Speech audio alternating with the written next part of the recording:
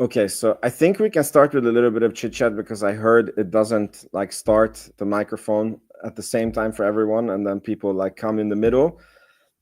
So, how are you guys doing? Good. Always a good day. I'm excited to be here, hang out with you guys for an hour. That'll be fun. Awesome, awesome. So, have you guys sold all your Rocket Lab and gone all in on Firefly this week when they IPO'd?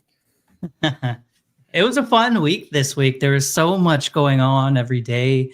So people who follow me might know that I did short Voyager when they went public. Yeah, you're Mr. Bear now.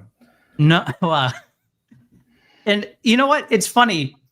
Like, how often do you have to see the exact same thing happen over and over and over again with every space company that goes public before you're like, well, I might as well make a few bucks off this pattern? And it's not even like saying anything negative about the company. It's just like, this is clearly what's going to happen. It's going to go way up and then it's going to drop. And it did with Voyager. I did the same thing with Firefly. I shorted just 100 shares, which is a pretty small amount.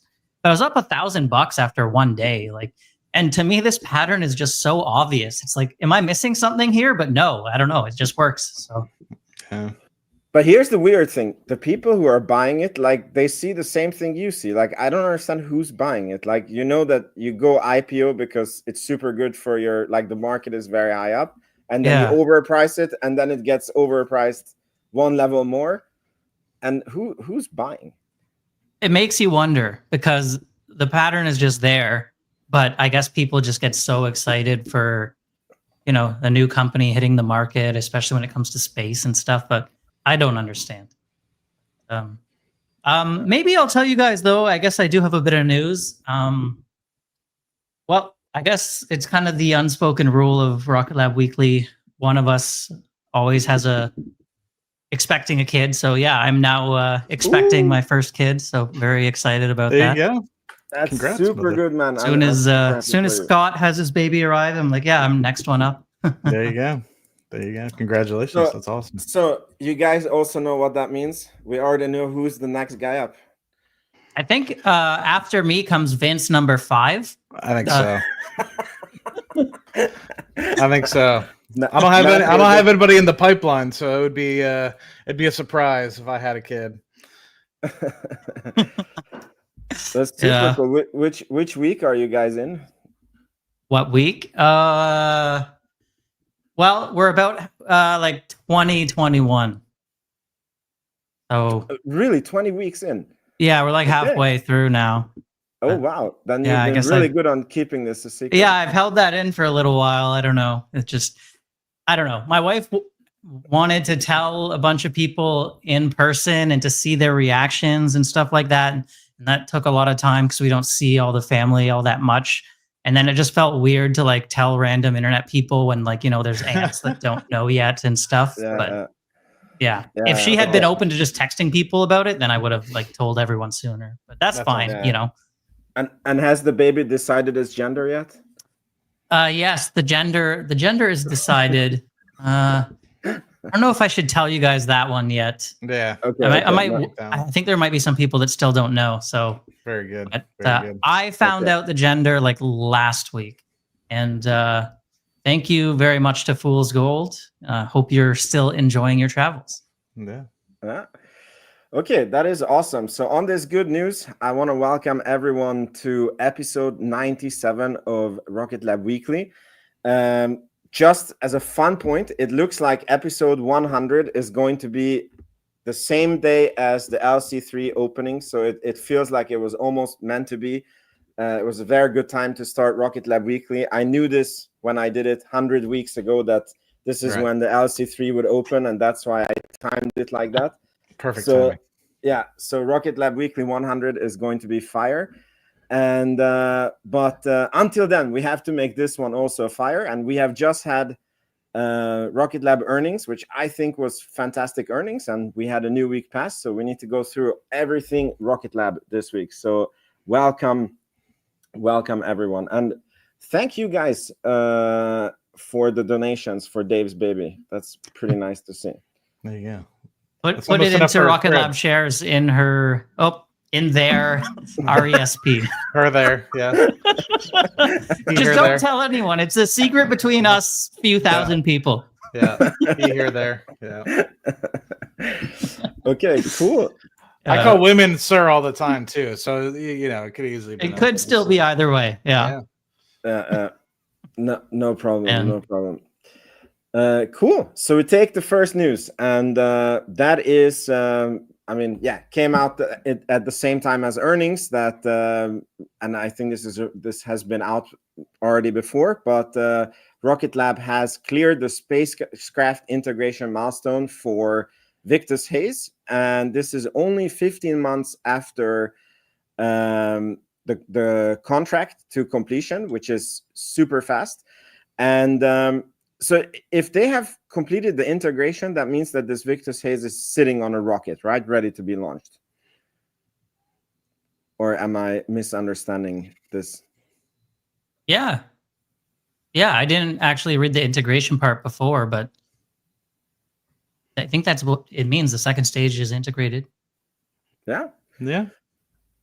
Okay. So I'm pretty sure that the reason why they're harping on this so much is because they are after very big government contracts, and then they need to, keep PRing themselves how good they are with timelines and budgets, which they are. And I think it's a very valid point to push. What do you guys think about this piece of news? I think it's good. There's other companies also kind of in the wings that are kind of in competition. Firefly being one of them, I believe, that are in competition for this. And I think I'm not sure who else is kind of in competition for these sorts of missions to do a 24-hour turnaround.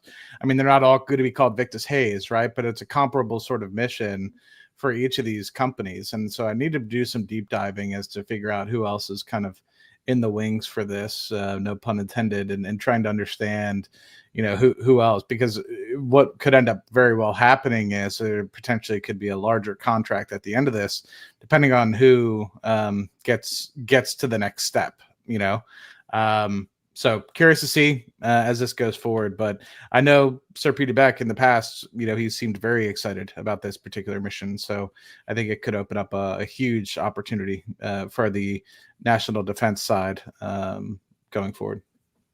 Yeah, there's a few really cool things about this mission. So first of all, it's like responsive launch. So U.S. military is obviously very big on that, being able to launch it, very short notice. And that's kind of Firefly's big thing. They're also on this mission demonstrating the capability of kind of intercepting or meeting up with another spacecraft, which is also going to be launched, not by Rocket Lab. That one, I believe, I'd have to double check who it is. It might be Firefly, but they're going to perform proximity operations and prove that they can. So it's responsive. It's going to meet up with another spacecraft in low Earth orbit and in close proximity and just prove out a couple new capabilities there. I mean, they've gone close proximity for one of the Japanese missions, but this one's really cool. And they're doing it all, in-house. So was this the mission where they like the government ordered a service, like this is what we need, and Rocket Lab was also like it was a complete end-to-end mission, or was it another Victus No, I think it is this one. And Peter kind of talks about that a lot and points it out. Yeah. So definitely exciting for this one. Okay, the next one is that we have gotten a full duration hot fire. I'm kind of Q&Ing. I want to see with the audience. But by the way, I just really want to thank Fool's Gold, Brett Thomas, James D, Francisco Ramirez, and Call Me Curtis.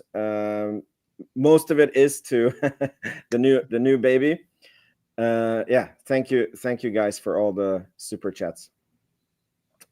So would you guys want to listen to the full duration, or we have done this before and we don't need to? I just, rocketry is like a very visceral, emotional thing for a lot of people, and I see like a lot of people can't stop watching this. So what do you guys think? Should we listen to it together? Listen to a portion at least. Okay. So now for sure my sound is not going to work. Let's see if it does. Yeah, we're good.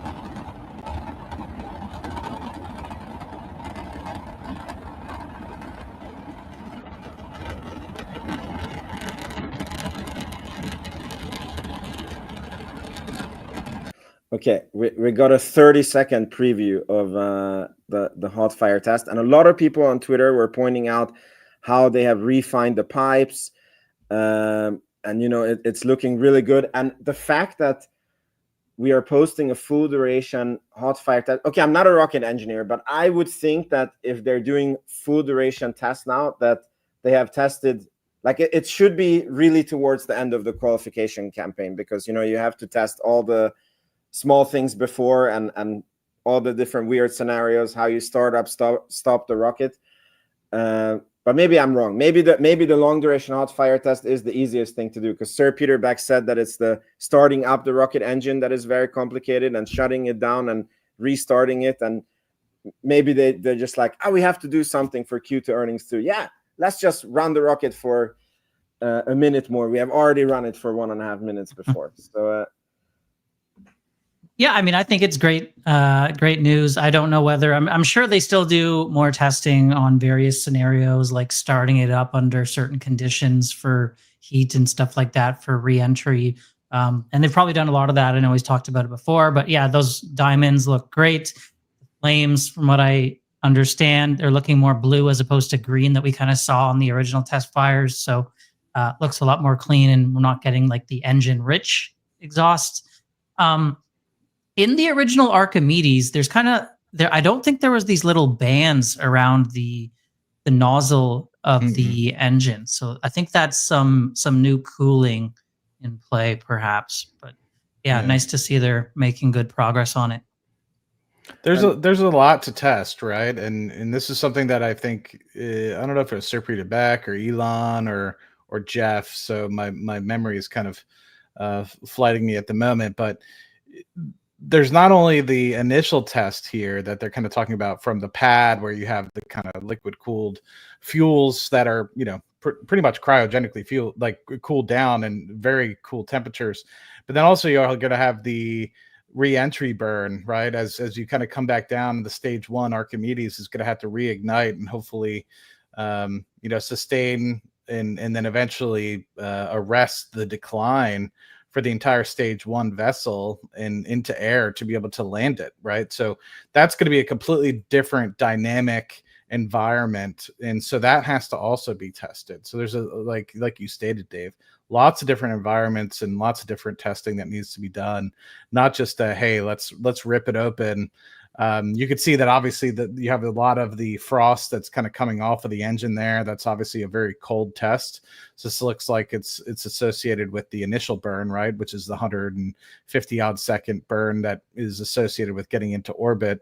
But I'm curious to see what the testing looks like for re-entry, and if that also has the frost associated with it. Probably not, because at that point it's likely that things have been heated up a little bit. But I don't know. It's an interesting thought process. Do you think there's like some scientific reason that they have this blue light there, or is it just because it looks really cool? Oh, good question. Yeah, I don't know. I thought about that myself. Maybe they need to see something, like they have all these different sensors and cameras in case something goes wrong, and then maybe I don't think they would just do it for us. Like, no, yeah, maybe not. I had one other question about this from the earnings call. Vince might have cut out for a second. So when he was talking a little bit about the engines and the testing and the different like regimes or whatever, and he was saying how it's a lot more difficult to test engines that are for a reusable rocket because you have to test. And then he listed out the different scenarios, but one of the ones he said was a re-entry burn. So he said boost back burn, re-entry burn, landing burn. And we've all heard previously that Neutron is not planned to do a entry burn. It'll just handle the heat with its, wider base and stuff like that. Do you think that's changed, or was that just kind of like a general statement about all reusable rockets? I don't know. I have no, because I mean, it could be that they based on the calculations, it's like just, like on the border that they think they don't need it, but in case like the speed is too much, then they want to be able to do it, like just to get the rocket under control. I don't know. Yeah. But It was just the way he phrased it was so ambiguous, whether it was talking about reusable rockets in general or Neutron specifically.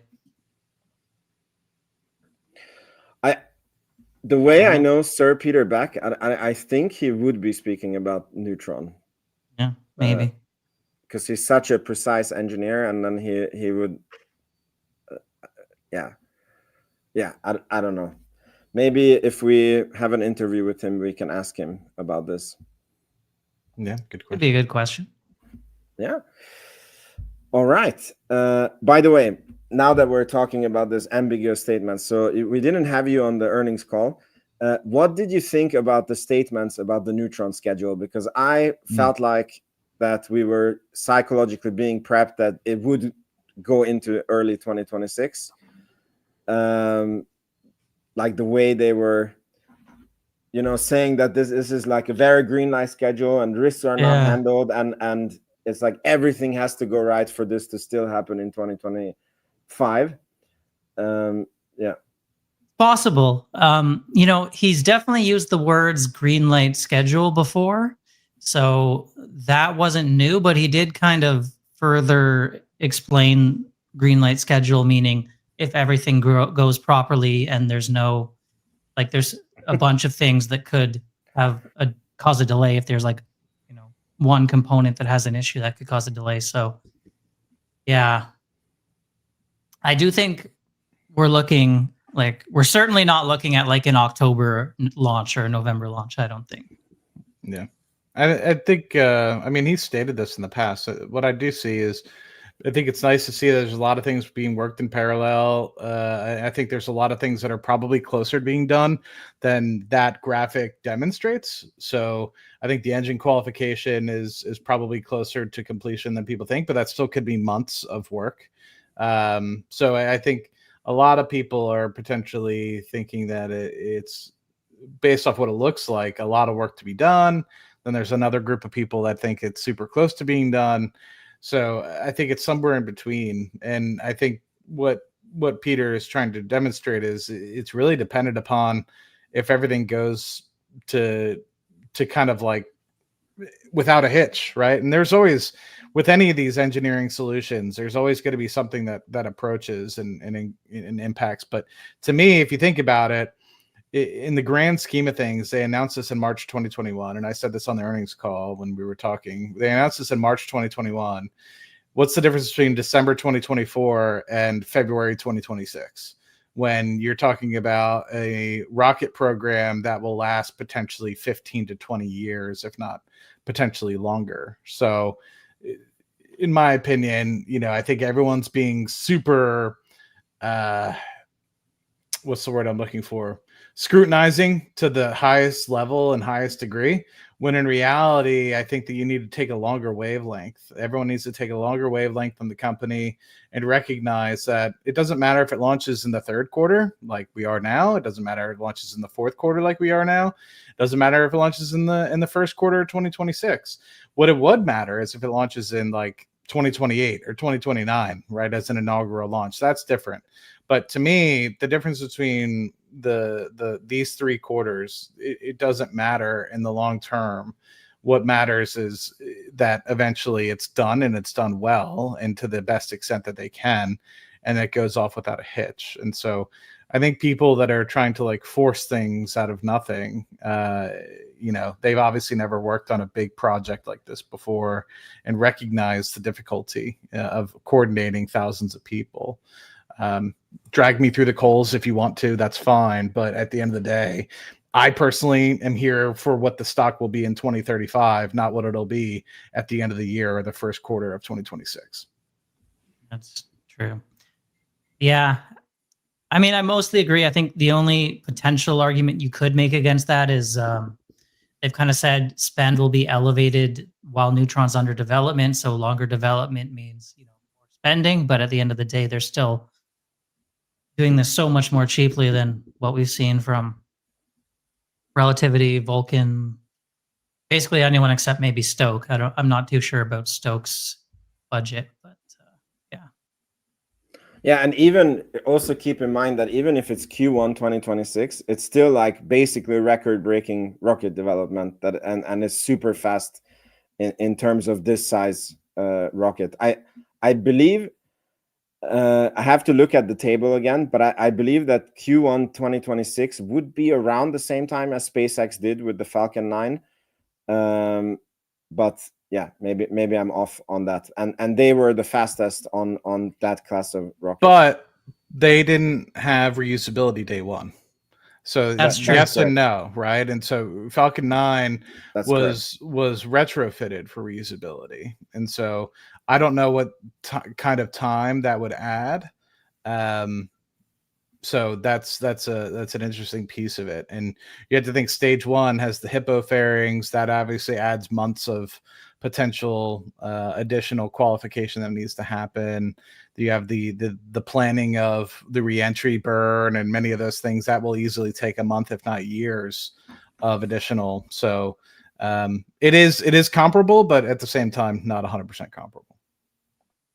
You got to think as well, given that, Neutron's reusable from day one, it should, you would think, be able to ramp like quite a bit faster in terms of cadence than Falcon 9 did, given how long that took. As somebody said, they'd have no experience. They had the Falcon 1. It was very comparable to what the Electron was. I have another kind of question for you guys, if you don't mind me being a little more chatty today. Absolutely. Or just like a hypothetical here.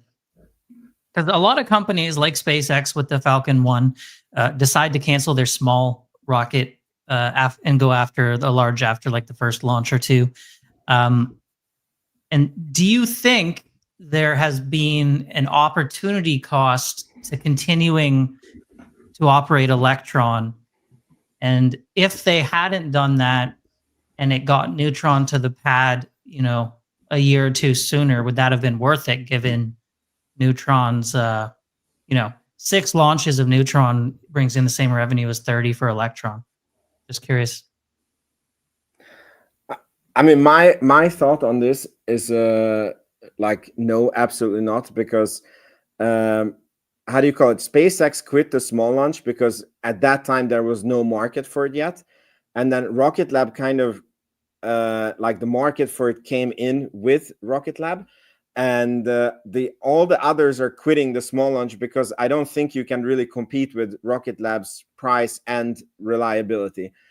That's number one. And then number two is the more successful launches Rocket Lab does, the more rapport and PR value it has, like how reliable they are. And I think that it has opened a lot of doors for them. And then number three is you can see that the demand is increasing for the Electron. Like last year, I don't know if you guys remember, a year ago we had an earnings call where Adam Spice was like, yeah, like we would be growing a lot more, but the market is just not there. And then they had 16 launches. And then since then, it's like, they're selling like 10 packet of launches. We can easily, based on Scotto's calculation, if everybody's done like launch 25 or 26 times this year, I don't think everybody's going to be ready, of course, but it seems like they have really created a market. I'm not trying to say they should have canceled Electron. I just thought it was an interesting discussion, given pretty much every other company's gone the other way, where they stop operating. Yeah. They're making different calculus, I guess.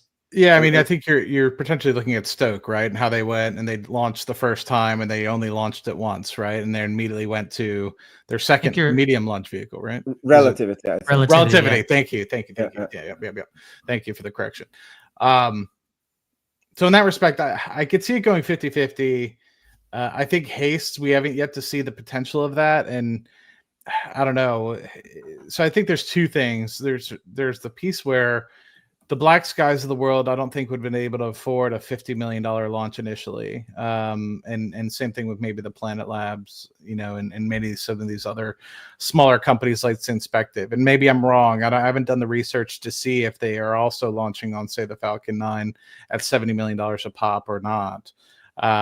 So in that respect, there could be an opportunity where some of these companies have only could have afforded, say, an $8 to $10 million launch, and it was their only way to get to space, and therefore Rocket Lab was the only way. And now they've demonstrated their capability and have been able to go and get additional funding to be able to get more and more, and allow them to kind of kickstart their space careers themselves and space companies, whereas before, they might not have been able to at 50 million or $70 million. I don't know the answer to that, but I don't think we've truly seen the potential of Haste and the ability for that to go. But I think it's an interesting conversation. I think that these other companies may be in a different situation where, for example, like if you look at SpaceX, they had the backing from Elon, which is billions of dollars. And then they also had the backing of, say, Google and several other companies to be able to potentially go right directly into something like the Falcon 9. And they were an early mover as well. So there's that piece. And then same thing with Blue Origin. They didn't necessarily have to go and focus too much on New Shepard and make that kind of a vehicle for orbital or delivery, because they were looking at New Glenn, and New Glenn, you had the opportunity to spend billions of dollars. What was it, $2 billion a year or something like that, that Jeff has been pouring into to Blue Origin for quite some time. So I think I see where you're going. I would say it's 50-50. I'd say that potentially the company might not have made it without the revenue and the ability. But I think the potential is that they were able to slow down and demonstrate their capability comparatively to others and pick up great things. Like, would they have been able to pick up the Virgin Orbit stuff for pennies on the dollar, like $100 million worth of stuff for $16 million, had they not necessarily? I don't know. It's a good question. It's a really interesting question. Maybe you can ask that one to Adam and Peter. I mean, it's clearly a good business to have. I was just curious, how big the opportunity cost was. We should probably dive into earnings, I'd imagine. Yeah. Okay, cool. So, as Dave suggested, earnings. Sorry, we need to look from the beginning. By the way, to finish that while you're scrolling up, I mean, they have talked about how that underlying business is profitable. Right. So at this point, it's helping offset some of the costs associated with Neutron at the moment. Right. So I don't know how profitable, because they don't break it out to the extent that I would like. But maybe it's been able to help fund, $100 million or, I don't know, $75 million worth of Neutron. Otherwise, they might have had to raise for that and dilute shareholders more. So guys, I have a question. I noticed this after many times going through this, that on the GEOs, it says new business unit optical systems established to quickly scale electro, optical, and infrared sensors for missile warning tracking and space domain awareness. So do you think that this is like a small unit, or like what they mean is like it's going to be like launches, space systems, optical systems, and then space infrastructure in the future reports? I mean, it sounds like it's not just going to be Geost, right? So I'm curious whether Mynaric would fall under that or not. It's kind of optical communications, but this seems to be specifically saying, sensors for missile warning tracking and space domain awareness, whereas Mynaric's is more for communications. So I don't know if that would fall under that or not, but it could be a hint that there's potentially more to come on the sensor and tracking side of things. Yeah. Sorry, I missed the question. I got an Airbnb message.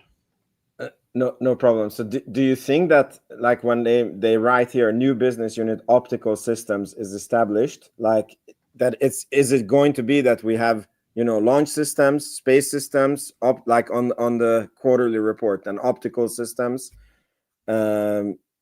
and then maybe space infrastructure reported with earnings, or it's just like a small unit inside the company? Based off a conversation, I've asked this specifically to Adam in a previous interview. So unless he's changed his mind, I don't think that we'll split this out.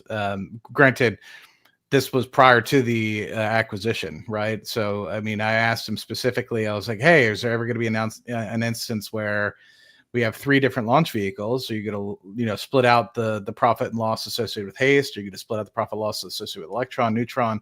Because I'm curious, each of those businesses are kind of standalone at that point. Are they making profit on their own? Are they dragging or helping offset the profitability of a different one? I want to know that, right?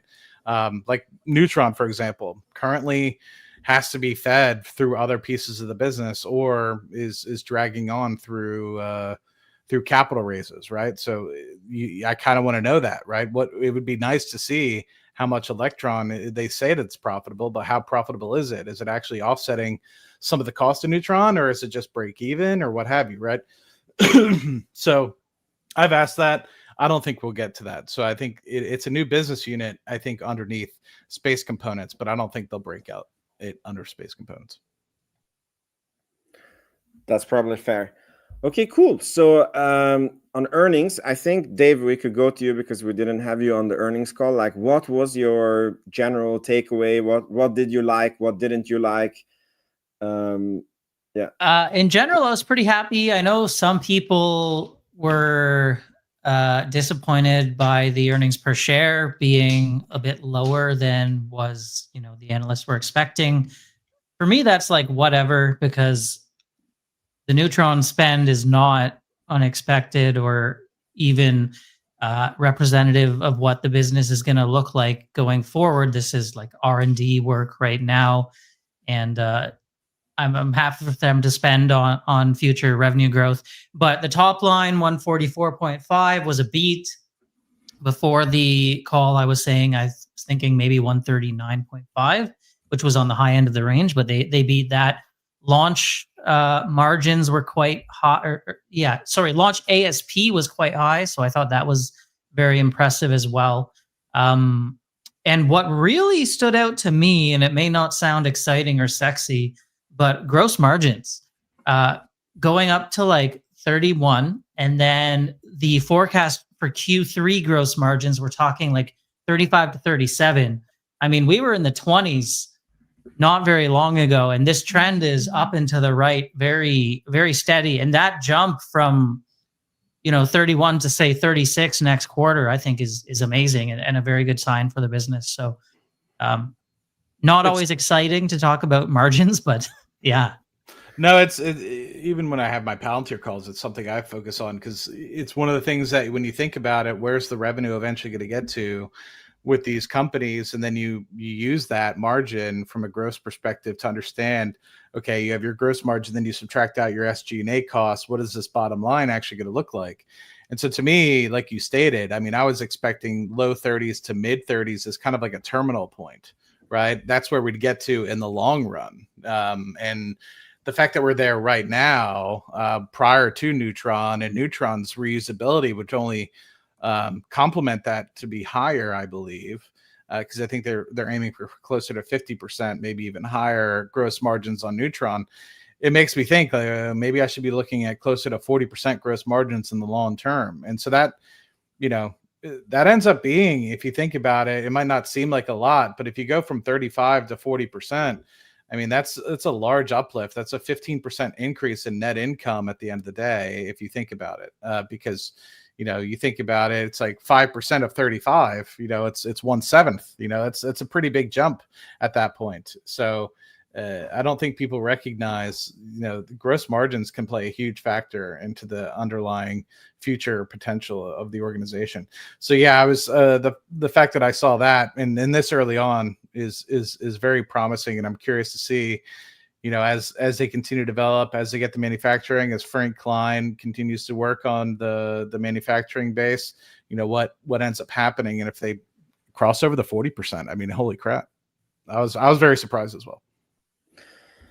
Yeah. Did I hear right? Oh, sorry. Go ahead, Vince. No, you go ahead. I didn't go back through everything after taking all my notes and listening live. So did I hear right that they used their shelf offering for raised like 300 million or something like that? I don't know if they said it, but the numbers were. I also saw it in the chat. It's funny when you're doing it live, like you're not able to always like take in all the data. Yeah. But I also saw it on the chat, and I think it was more the cash level basically implied that they did it. Thought he said something about that in either the financial section or their Q&A, but I have to double check and go back over the numbers. Yeah. Also, Curtis is saying the numbers indicated. Yeah. Yeah. Okay. Yeah, it was like 754 million cash and cash equivalents from what I. Yeah. So regarding the gross margin, I was also harping on this a lot on the earnings call, and like we don't have earnings yet, or positive earnings. We don't have a PE ratio, and it basically throws a curveball into like how you value the company, right? And then I looked at, for example, Tesla back in 2019. And I was like, what did you see on the company, like as an investor, that could have indicated this huge jump in the share price that happened in 2019? And I came to that, if you analyze the stock, like the only thing that was like weird and out of the ordinary and that showed that Tesla was not just another car company was that their gross margins were like the highest in the industry, and like way higher than like a normal car company. And obviously when you're in the ramp up phase, like you have to spend more than, like it's very usual that you're negative, but like earnings wise, but the gross margin, it still shows that you have a very high profit potential. And the fact that I was like looking at my Rocket Lab model, and I saw this number and I saw that they're going to 40%, and I'm like, I'm freaking wrong on my Rocket Lab model, because like I was thinking that they would only reach 30% gross margin, and they're already at coming close to 40%. And then Neutron is not reusable yet. We like that is going to massively increase the gross margin. And we're going to have space infrastructure in the company, which is going to even massively increase the gross margin from that.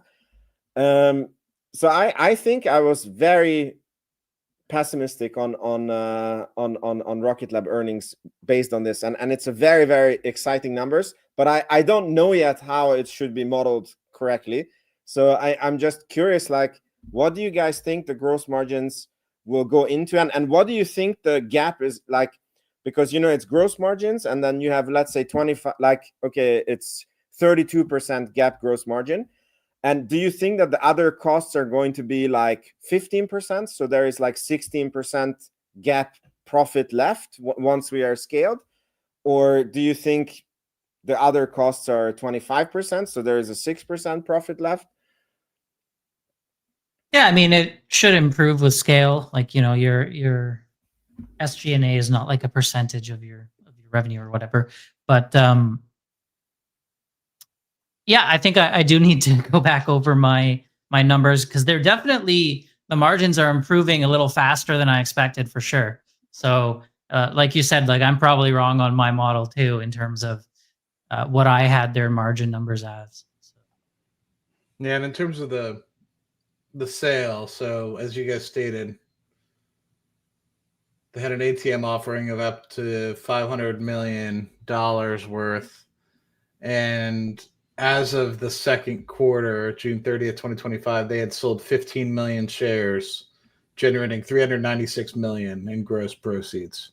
396. So that's where, like, I was expecting like 500 maybe million or 400 million of dollars in the cash balance, and they showed up with over 700 million, and that kind of took me by surprise, because I was, you're acquiring two companies. I recognize those haven't closed, right? So right now you have $700 million. So that over the next coming quarter should probably drop into the 400s because of just burn rate coupled with the acquisition costs. But the fact that it jumped up to the 700s was kind of quite surprising. So about 400 million out of that 500 million seems to be I've already kind of done, and actually at a pretty good price. Only 9 million, almost 10 million of that was underwriting costs. So 400 million. So it's like 2.5% is going to underwriting costs. That's pretty good. Worth it, I guess. I think great prices to raise capital at. I don't have a problem with it. Let me check. I'll do the calculation for what what price it was at. And isn't it exactly at like the money that they raised? Isn't it exactly the cost of Geost and this company? So it's what I'm trying to say by that is when Adam Spice is saying like we have money to scale and we don't need money, and the only reason why we did this was the acquisitions. It's being kind of shown in the numbers to be correct. Mm-hmm. It was at an average price of $26. What are you guys doing wasting our precious equity? No, I'm kidding. But that might be spread across. I'm not sure how much it was spent. I'd have to do an average sales of what it was in the first quarter, because there was some in the first quarter as well.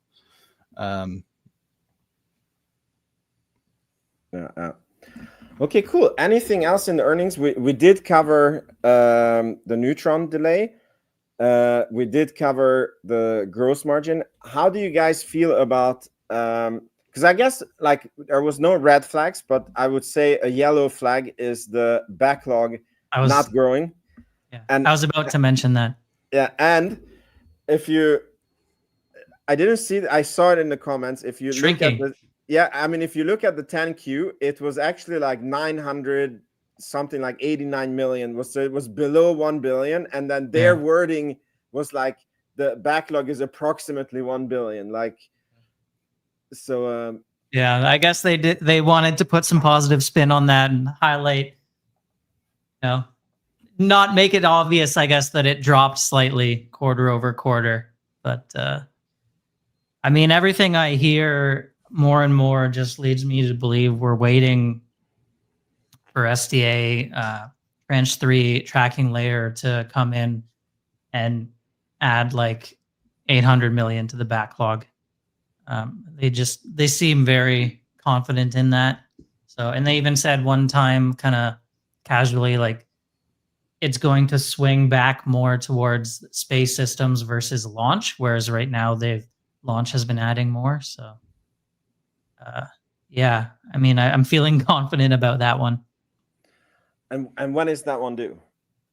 Well, it says in the RFP or whatever, the release, the solicitation, like October. I think it's sometime in October for sure. But then the rebid for this other one was supposed to happen like July 15th, and that still hasn't been announced yet. So I guess you don't know, it could get delayed. But yeah. And that's a big one, right? I mean, the multiple companies, I think. I'm trying to remember how the size of it, right? It's multiple companies, or is it going to be one? No, it should be a few. Yeah. Yeah. And they'll each get like 18 out of the. That's right. Yeah.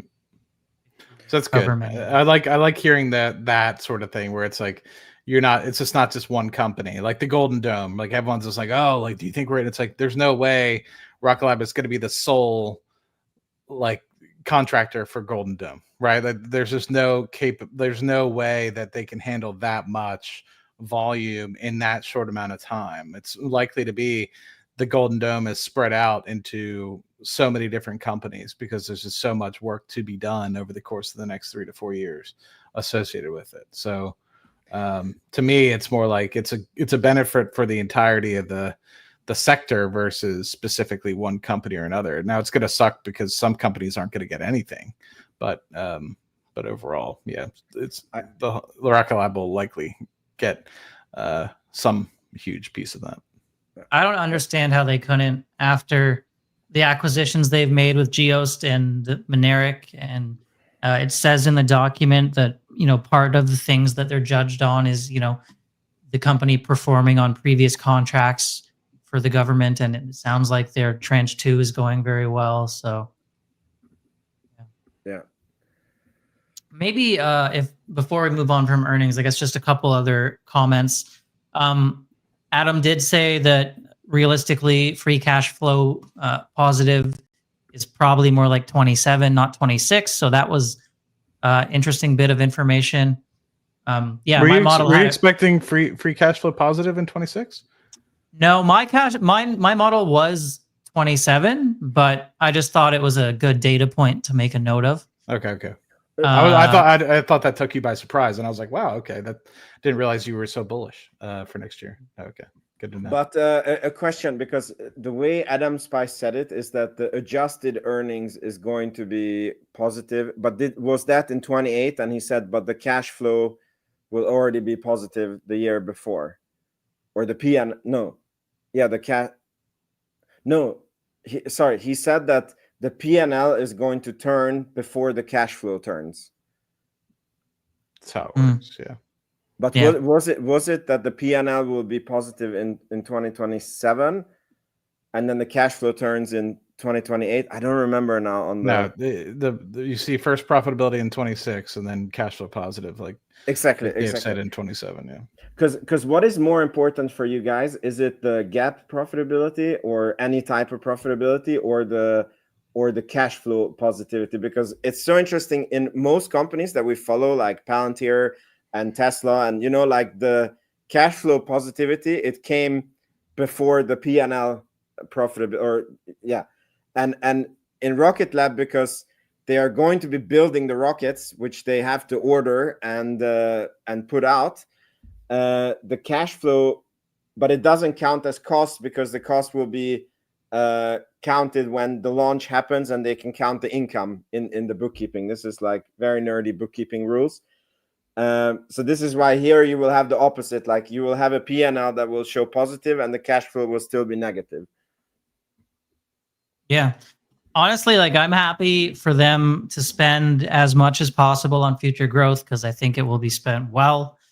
Obviously you want to see the underlying business performing well, but that doesn't bother me.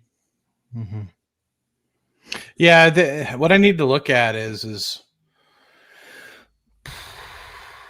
what I need to look at is really what the underlying SG&A costs are, because what I've been looking at and what we've really been seeing is the elevated losses associated with Neutron and the capex associated with that. And so to me, I'm kind of, it doesn't really give me a good idea as to what the true underlying overhead costs are for the company. And so, anyway, needless to say, for me, for long term, I would love to see cash flow positivity, because that means we are able to not have to go to the market, sell shares or anything like that, right? We'll actually be able to use our own cash flow to be able to generate, different capital expenditures or what have you, and focus on that over time.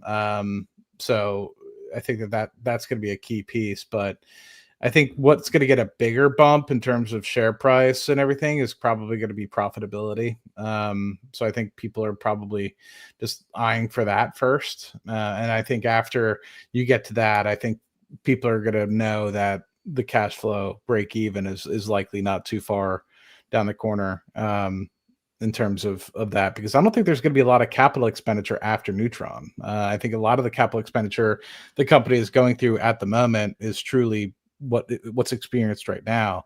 And so unless there's a different project that comes up, a new rocket model or something like that, I don't truly foresee there be an extensive amount of capital expenditure. So I'm not surprised that it's only a year after. In fact, I wouldn't be surprised if the free cash flow actually sneaks into the last quarter of 2026 either, because, and I guess it really just depends on, how many rockets of Neutron they're able to kind of get. But I wouldn't be surprised just based off of timing. Hey, we already made the second and third Neutrons already. And once they go into 2026, they're not spending any more capital. Maybe the only capital they're spending on is just launching them. And at that point, it's probably the least amount of costs associated with the Neutron program is launch rather than actually building and transport. So I don't know.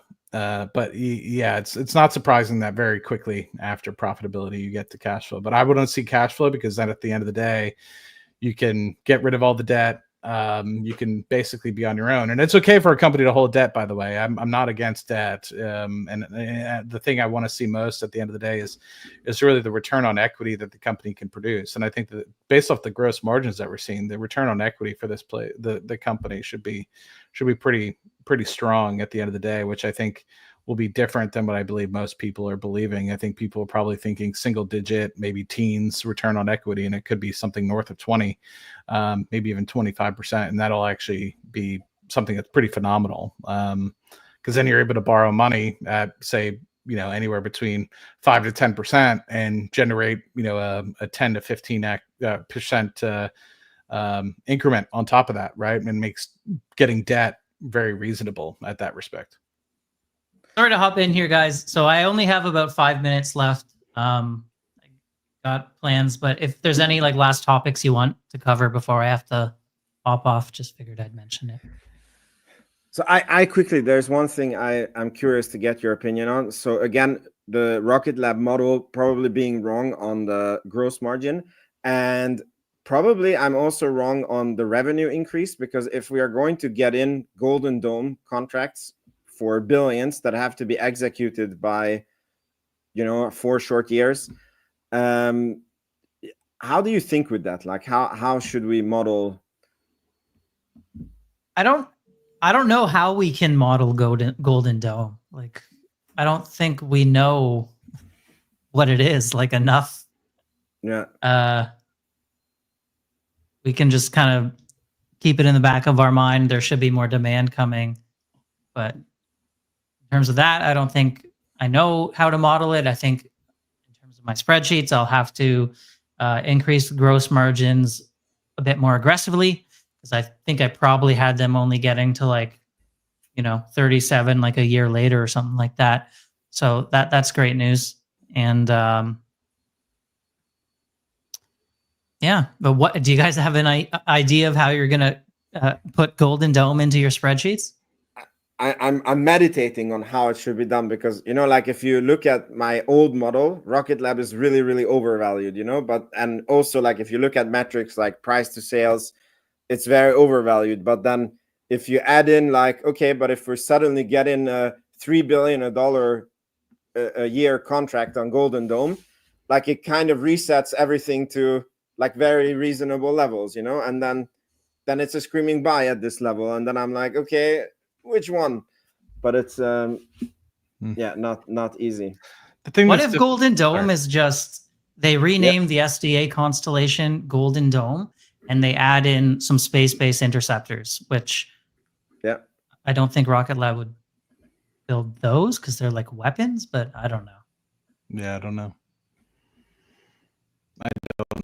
But I think the thing that I have yet to really try to do is understand how much revenue will be coming from the Flatellite piece of business, and the gross margins of that will be massive. And so I don't necessarily understand how that will eventually feed into what the profitability of the company will be. And I think that that's really where the long-term value will show up for the business. It isn't necessarily the launch piece, but the Flatellite and the revenues and margins associated with that.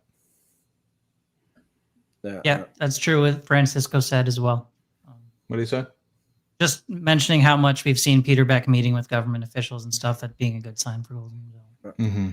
Dave, I think it's your cutoff time, so thank you so much for coming on, and you're welcome anytime if you want to come on Rocket Lab. Oh yeah, always fun to chat. It was a good time. Good to see you, man. You too. I'm sorry I missed the last few. Honestly, you got a lot. I've never turned it down because I don't feel like it. There's always something. No, you always have something. You have a wedding, or you're moving, or somebody you're blew making up a baby. Your Airbnb. Yeah, you're making a baby. That too. Yeah, Saturday afternoons they can be tough, but anyway, great to see you guys. Great to see you, brother. Have a good day. See everyone. Cool, Matt. It's the OG crew, just you and me. Amen. By the way, on the cash flow, I just wanted to raise one thing, which I also saw in the comments, that let's say we're cash flow positive in 2027, but there's a huge question mark on the space infrastructure, because that can be that they find a business opportunity. Let's say it's actually a very interesting topic. Let's say they find an opportunity that would be $3 billion to develop with their own satellites and rockets. And let's say the market cap at that time is, 50 billion, let's say, then it's 6% dilution to add something that has the potential of being 60% of the revenue of the company. That's the thing. I think a lot of people don't recognize this is if something is $3 billion to develop, you don't spend all $3 billion in 1 year. So you can break that up over the course of multiple years. And so, yes, it might cost, let's say, $3 billion, but if you're developing that over, say, 10 years, it's $300 million a year. It's much more digestible. Yeah, Sorry. but I mean, on during those times, it's not helping with your cash flow. I just saw a funny comment by Curtis. Wait, I'm doing some math. Dave said they're telling 1 week long. When did they get married? Yeah, now we found out why they needed to get married. No, I'm kidding. Okay. But no, I mean, you think about it, it's you're going to be able to get revenue as soon as one of those satellites gets up into the air, right? So even if you're only, say, developing 10 at a time, and you're getting them up, and let's just say you have to do that over the course of 10 years, it's going to help, because hopefully that gross margin increases, the revenue increases. And so let's just say they are making $300 million in cash flow by the time they get the satellites off and into the ground, and it costs $300 million a year to be able to go forward. Well, let's say they get a couple satellites up into the space and they're getting $100 million in revenue from that, and the gross margin ends up being such that they're able to walk away with an additional $50 million in cash flow. Now they make 350. Well, now they can either, spend 300 million and they still have $50 million in cash left over, or so it's not just like, it's not just going to be a flat amount. So I don't know. I look at it from an oil and gas perspective, how I work on oil and gas projects. So a lot of these things take decades to produce and fully develop. So long cash capex profiles that you need to fill in, and over the course of time, you still have these large tranches of revenue that are flowing through. Yeah, and SW, I don't know who you are. He's also raising it in the comments that if you nerd out on the accounting, it's true. Like you don't, it doesn't become an expense because you're investing in this, so it becomes a capex basically, and it gets depreciated over time. So it will greatly help with profitability almost straight away, like when they do this. So it'll help with lowering tax. So, for example, if you make $100 million in EBITDA and you're able to depreciate some of it, let's just say over 5 years, and let's just say you invested $100 million, you'll be able to, let's just say, walk away with a net income of $80 million, and instead of paying the taxes on $100 million of profit, you'll only have to pay it on 80. So it's an incentive to an extent. And so the cash will, and this is why I always, generally speaking, look at companies, especially if they're CapEx intensive, on what the actual cash flow into the business is, because you have these gap and net income measures that don't necessarily, like the gap piece includes that tax break associated with it. And maybe it's just because of my focus on the oil and gas industry, which sometimes is, I don't want to say too much, but anywhere between a couple billion to 20 or so plus $1 billion a year in capital expenditure, you can depreciate billions of dollars a year. And so when you think about it, the amount of cash flow you're getting in compared to your net income can be off by tens of billions of dollars. So, and a lot of that is just to basically give you that tax break. And so exactly right. I mean, what I would look at this going forward is that cash flow statement. I wouldn't necessarily look at the net income EPS, if that makes sense.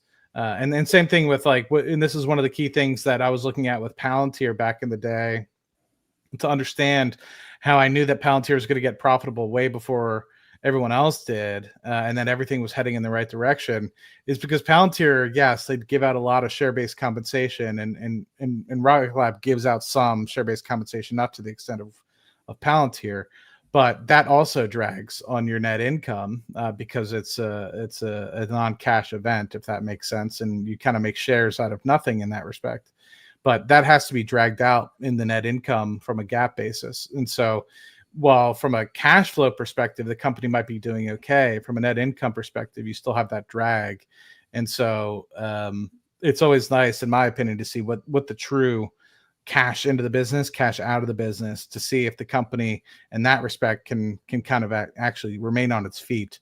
And yes, in the long term, having negative net income on a GAAP basis is bad, but a lot of these things, especially if you're looking at real estate investment trusts or real estate in general, you have a lot of tax advantages associated with those. And so sometimes those organizations will actually show negative earnings, but in the end of the day, they're very profitable businesses. Cool. We have hit the 1 hour mark, and I think that we kind of went over the earnings. But I was thinking, if the audience has any questions, or you guys want us to take something up that you have a questions about, or you have a question about during the earnings, I think put it in the comments and then we take it up. Mm-hmm. And Francisco is very positive about Haze next year, and I mean we are too.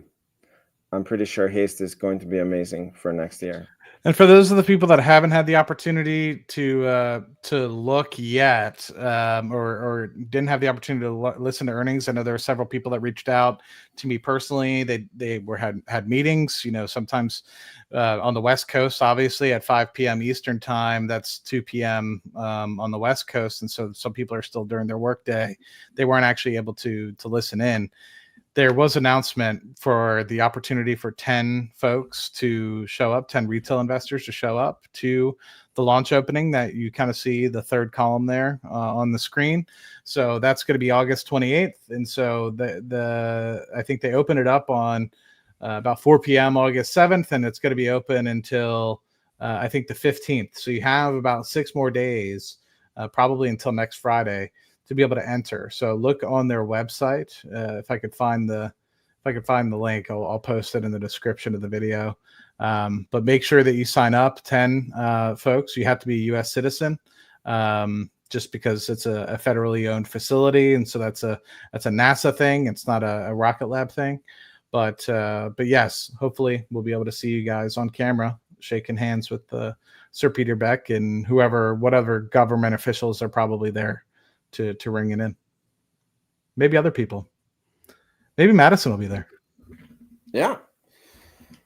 Or Ashley Vance. Yeah. All right. And by the way, I think Rocket Lab is fantastically gracious for even allowing 10 people. I saw on Twitter when, some Europeans were like, why can't Europeans come? Again, it can probably be arranged because, it's not that Europeans are banned from NASA facilities. I just think that Rocket Lab does not have the personnel to arrange logistics for, 100 people because you do have to go through quite heavy clearances to go to Wallops. And I think that place is not very big, as far as I understood from Matt.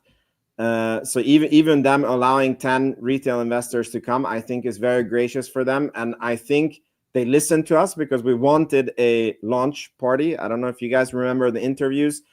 Sir Peter Beck said that they absolutely cannot babysit us on launch day, and he will be probably in the toilet throwing up from the nerves, and he's not a pleasant person to be around on launch day. And then they said that maybe there can be an investor event or the pad opening, and then they did come back that okay, the pad opening is happening. And I honestly think this is as much as they can do, and they're already stretching it. I mean, I don't see any other companies inviting retail investors to their factory openings or this special demonstrations. So I think we need to be very thankful for to Rocket Lab, and for all my European friends or non-US friends, our time will come. Probably there will be LC4 opening in the EU. Who knows? Yeah, I wouldn't be surprised. I mean, we've already chatted with them in previous interviews, and they said that Haze will definitely be launching from multiple different countries in the future. Locations, they said, not countries, but definitely multiple locations in the future. At the moment, it's just LC2 that they've launched, right? So keep in mind, that means that it could be open to launching elsewhere in the world. And so we've already seen the hypersonics negotiations going on. with the UK, and so that's an avenue that's starting to. And if that's the case, maybe it ends up being an LC2 as well. But I wouldn't be surprised, as you said, Vince, to see that in the future. And I agree with you. I think we just should be very excited. I know it's hard to put your emotions aside. I know everyone wants to go, but I think it is very gracious that we have that. It is a distraction, I think, and to me, it's a balance, right? Of course, you want to make everybody happy from a retail shareholder base, but at the same time, there won't be a company if you don't get the rocket off the ground. And so it's a balance of making sure that you make sure you get the rocket off the ground, and you make sure you open it up to some of the retail folks. So anyway. Yeah. So we have a very interesting question here. Blake Anderson, where do you see the stock going by the end of the year? I'm still holding since 4 to 6. You're a legend if you're still holding from 4 to 6. And I don't know. I kind of decided to quit on these predictions because I realized I don't know where the stock market is going. All I know is when I see an undervalued generational company, I know to buy it. I have been very bad on timing these things. As I said before, I kind of feel like the valuation is stretched where we are. But if we do get in a Golden Dome contract, that changes everything. I have to redo my model for the higher gross margins. That can change a lot of things. I think if we start getting interest rate cuts, that can it's not going to be it's not going to create selling pressure on the stock, that's for sure. So I don't know. But if you're here for the stock, for the next 10 years, then who cares where the stock is at the end of the year? Well said. Yeah, I was going to ask, do you want the PC answer from me, or do you want the Matt Farley answer from me, Spence? Give us the Matt Farley, the tough my answer is I don't give a flying fuck where the stock is by the end of the year, because I don't plan on selling for the next 10. And so unless the stock ends up being, let's say, $300 a share, which means approximately an equivalent of $150 billion and market cap, I don't see myself selling. So why am I going to put an arbitrary deadline? It could go down to $30 tomorrow, $20 tomorrow, or go up to $60 tomorrow. It's really not going to make a difference to me. I fully, truly anticipate holding this company probably until it's paying dividends and buying back stock. And so you can put an arbitrary deadline on it. I don't know. I'm taking a longer term approach to this. I think that this is the number 2 player and will potentially grow into the number 1 player in space as the end-to-end space company. And so why, if in a growing space, why would I ever want to sell this thing? So it just doesn't make sense to me right now, unless it gets to some unbelievable valuation of, let's say, a couple $100 billion right now, without the total addressable market actually being there today. It just doesn't make sense for me to even think about selling it. So I don't care where it is at the end of the year. And it doesn't matter. Neutron could be before, it could be after the end of the year. What's the purpose of giving a price target? That's my answer. The political answer is, I don't know, $40. I also don't know. I mean, I would love a dip, but yeah, it's also nice if the stock goes up. Yeah, you mean?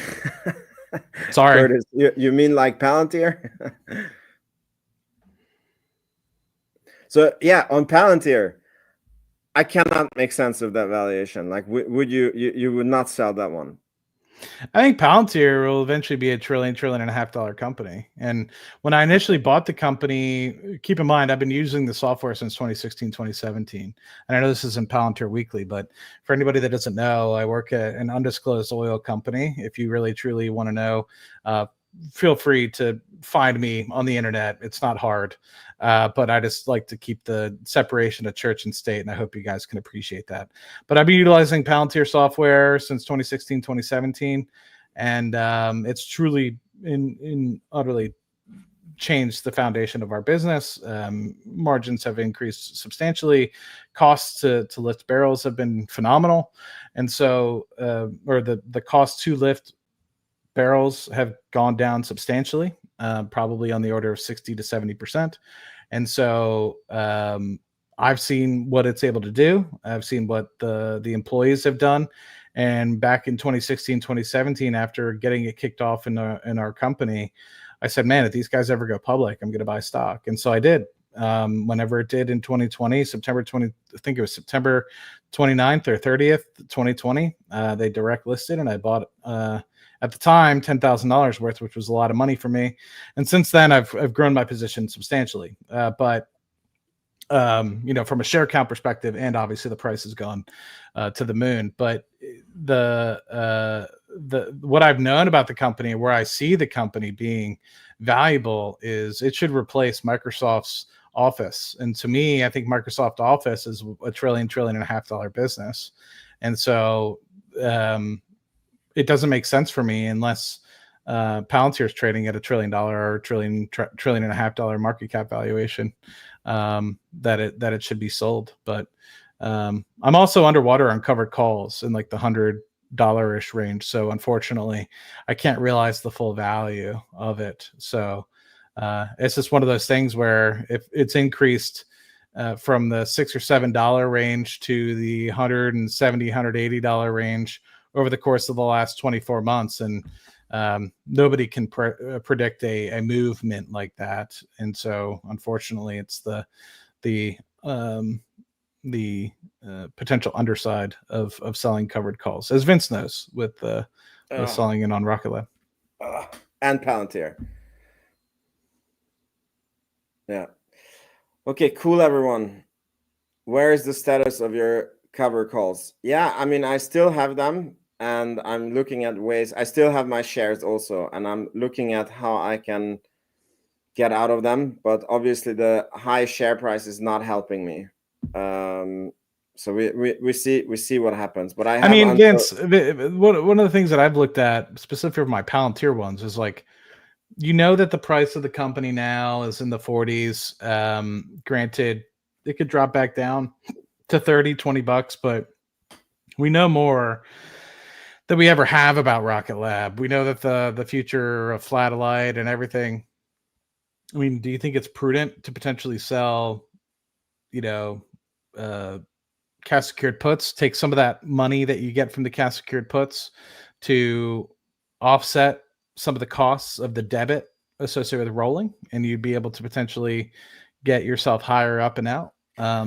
Yeah, I mean, it's honestly like a margin question, because it would like it would increase the margin to a level on the account that is like there can be a scenario where I get wiped out, and then I'm not willing to have that. So for me, like the worst case scenario is like if I don't find any smart way how to handle it, that the shares get called away, and then I just buy from the money shares, and then I just have that. So yeah, but it's in the future. So it is what it is currently.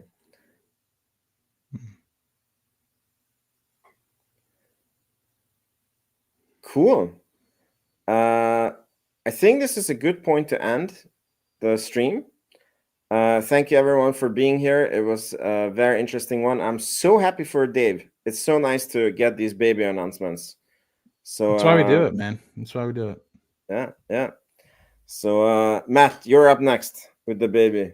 Gotta find. Maybe I need to come visit you in the Nordic states and find me a nice woman up there.